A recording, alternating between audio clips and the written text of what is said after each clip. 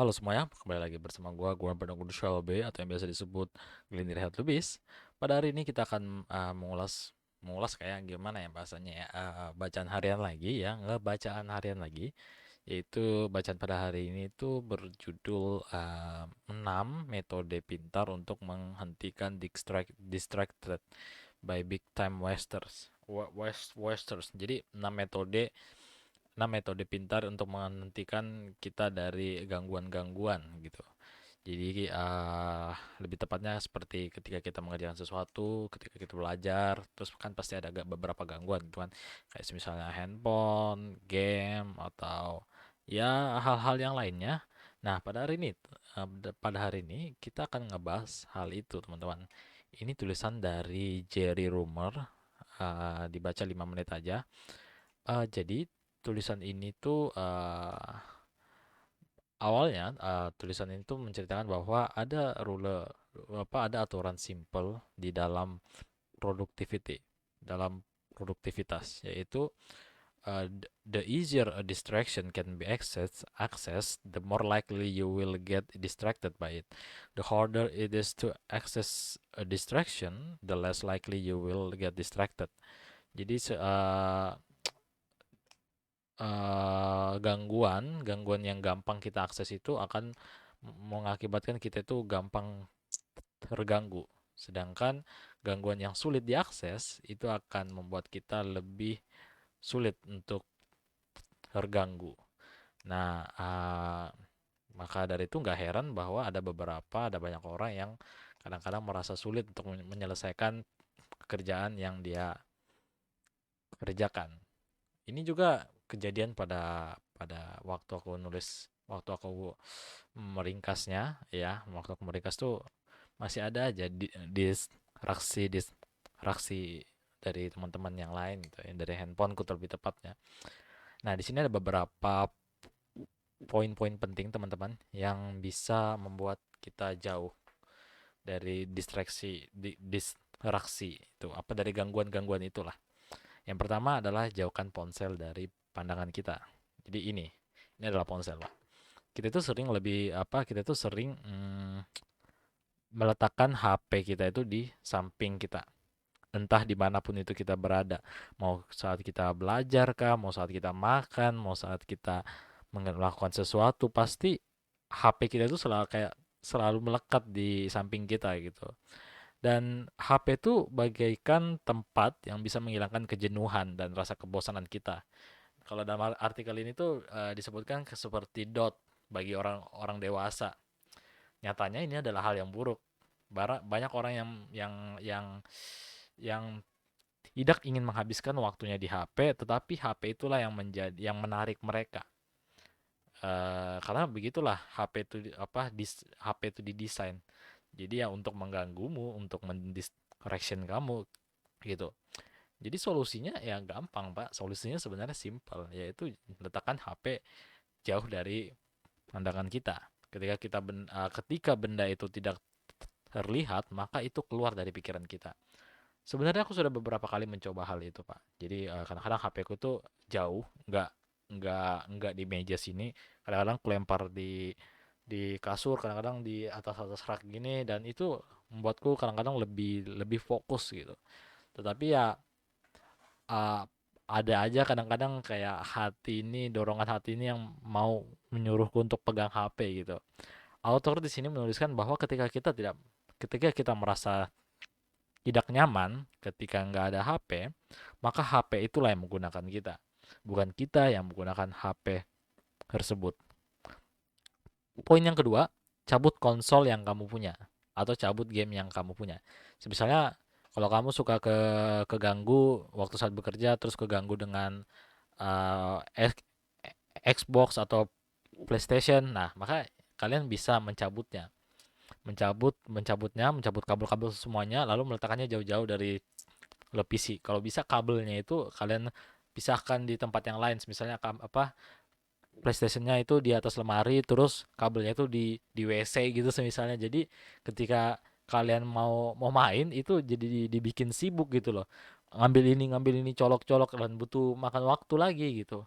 Nah, eh Tapi kalau kalian anggapannya seperti ada konsol portable gitu ya, seperti PSP. Nah, itu kalian bisa coba cabut baterainya, lalu meletakkan dua benda, baterai dan PSP itu di tempat yang berbeda tapi jauh. Jadi lebih lebih apa ya? Kalau ketika kalian mau main, ketika kalian mau mau fokus ke game-game kalian, ya itu lebih sulit gitu tangkapannya. Untuk diakses ya teman-teman ya. Nah, penulis ini mengatakan bahwasannya ketika dia ingin bermain, dia itu memutuskan secara sadar, Pak. Bukan secara keputusan impulsif atau keputusan yang berdasarkan gerakan hati. Atau Anda kata simpelnya ya distraction lah. Jadi ketika dia ingin bermain, ya itu karena dia ingin bermain, bukan karena gerakan hatinya yang menyuruh dia bermain di saat bekerja. Nah, mungkin kalian bisa coba yang poin kedua gitu kalau misalnya punya gangguan terhadap konsol ya yang kalian punyain ya. Tapi kalau misalnya kalau dalam kondisiku ini komputer ya aku juga di mana ya? Aku juga kerjanya juga di komputer gitu, Pak. Logout, logout kan semua akun hiburan kalian. Akun hiburan tuh bisa jadi Netflix, bisa jadi sosial media kalian, Instagram, Facebook, dan ya Twitter, I think. Nah, hal ini mungkin menjadi poin yang paling penting bagi kalian yang suka banget keganggu dengan distraction. Kayak ya seperti tadi gua bilang, sosial media dan akun-akun tempat streaming legal gitu seperti Netflix dan Disney. Nah, kalian bisa coba dulu logout dari akun kalian sebelum kalian fokus mengerjakan sesuatu gitu ya. Nah, ketika kalian mulai goyah nih ya, ketika kalian fokus tapi fokus kalian mulai goyah dan kalian mau mau menonton misalnya, nah itu kan setidaknya kalian membutuhkan waktu 30 detik itu, Pak. Ngisi ID, ngisi passwordnya dan ini memakan cukup waktu apa memakan memberi waktu yang sudah sangat cukup untuk membuat kalian sadar dan memutuskan untuk kembali bekerja lagi lebih fokus. Simpel bukan? Ya, itu adalah hal yang simpel namun kadang sulit masih dilakukan. Yang keempat, I think this is the most important, matikan notifikasi. Notifikasi ini adalah musuh yang sangat berat, teman-teman, bagi kita yang cukup sering responsif terhadap suara, getaran, atau pop-up yang muncul kadang-kadang di layar gitu kan. Nah, hal ini memang dibuat supaya kamu itu tidak fokus dari apa yang sedang kamu kerjakan saat ini. Jadi anggapannya ketika kalian bekerja terus tiba-tiba tudung tudung tudung ya kan WhatsApp, Instagram atau notifikasi apa lain tuh di situ otak kamu tuh secara nggak langsung sudah kebiasa dengan hal-hal notifikasi ini dan akan memikirkan siapa siapa sih yang mengirim chat itu, siapa sih yang mengirim pesan itu, apakah orang orang tua, sahabat, atau informasi berita yang baru, atau juga mungkin gebetan kalian gitu kan. Nah, ini mencoba untuk bertahan dari situasi ini adalah hal yang sia-sia, Pak. Lebih baik jangan kamu lawan, tetapi lepaskan. Nah, itu kalau di nomor 4 ya teman-teman ya.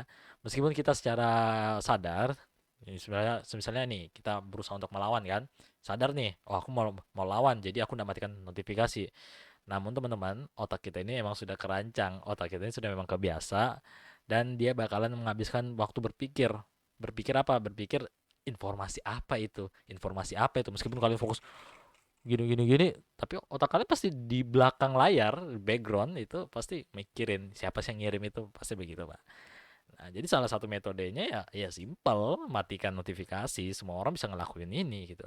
Ada satu quote untuk menutupi di poin keempat ini, yaitu jangan biarkan hal-hal sepele mengalihkan perhatian Anda dari hal-hal yang benar-benar penting dalam hidup.